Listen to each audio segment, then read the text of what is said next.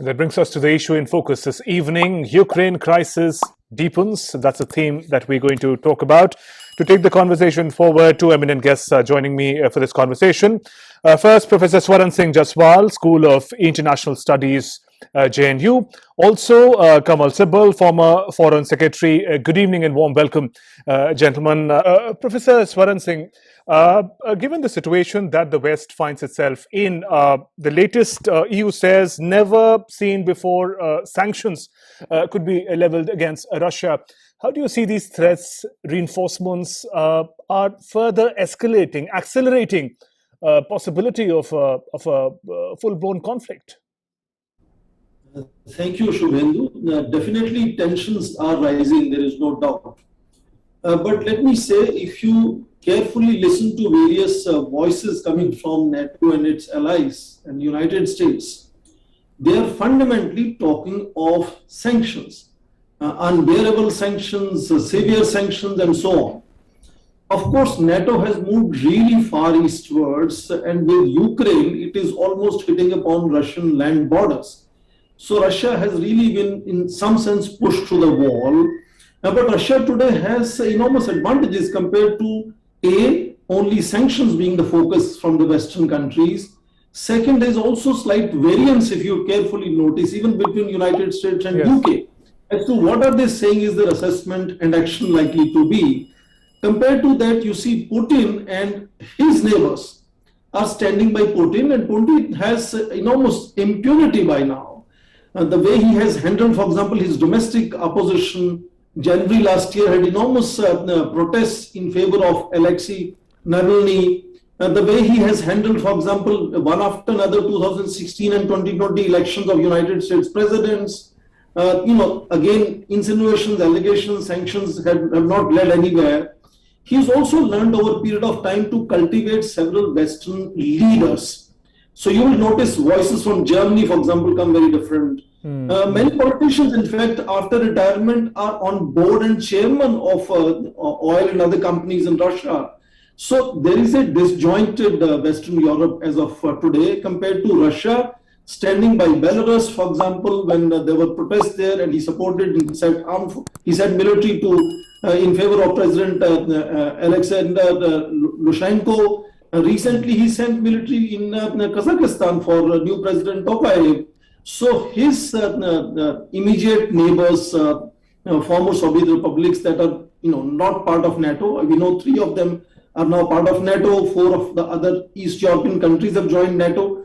So NATO has moved fairly in advance, but today it seems that Putin is in advantageous position. And if you remember, let me quickly say what happened in 2014 in Crimea. Putin is not going to invade the way Western nations expect him to invade Ukraine. He is at best going to push and create further trouble in the Donbas region, and there are 2 so-called Donetsk and Luhansk people's republics there. They could again create trouble. You have seen already 14,000 people killed in those separatists fighting against the state in Kiev. So it's going to be kind of strategy which West has no answer. He's going to have unity with his immediate neighbors, which West has no answer. So in that sense, I think West is in that sense perturbed as to how to handle Putin, having gone this far to almost his land borders. So I think we will continue to see sanctions, but you are also noticing United States is saying we are not agreeable to the kind of conditions that Putin is putting, instead of taking sort of promises of Ukraine never joining NATO, withdrawing all armed forces and deployments from all former East European countries which are now NATO members. Right. But they're saying we are willing to talk arms control, we are willing to talk about missile deployments, confidence building measures. So they're keeping that one kind of carrot open to discussion with Russia. So some kind of tensions, I think, will continue up to a certain point in time, and worse comes, Putin will use that sort of a covert strategy of creating trouble in Ukraine. And last point, Ukraine is sensing that strategy, which has no answer from the West.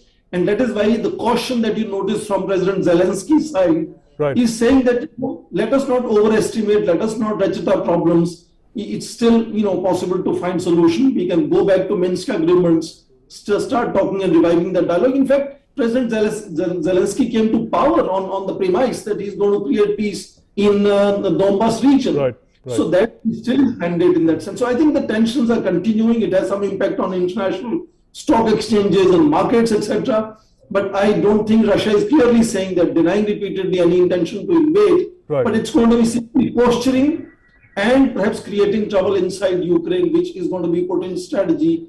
And at this point in time, he stands to gain advantage. Right. At that point, if I could bring to you also, Professor Jaswal, given that both principal adversaries, United States and Russia, are close partners with India, what does this escalating conflict mean for India? Thank you, Shubhendu. I think first of all, very clearly, as Secretary Sibel just mentioned, it is going to make a focus away from China, and China will have much freer hand in pushing its way with its neighbors, including India. And of course, other than that, the whole ratcheting up of dollar becoming strong, oil prices likely to go up. India's enormous dependence on importing oil in that sense is something which also would concern us.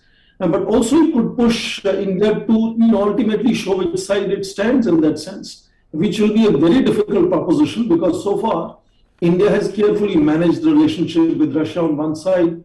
S-400 is an example of India now, which India demonstrated that it wants to sustain a relationship with Russia as well, and a relationship with the United States. So it is going to potentially create that further pressure on India to sort of choose between two sides, which is not something India would like to take.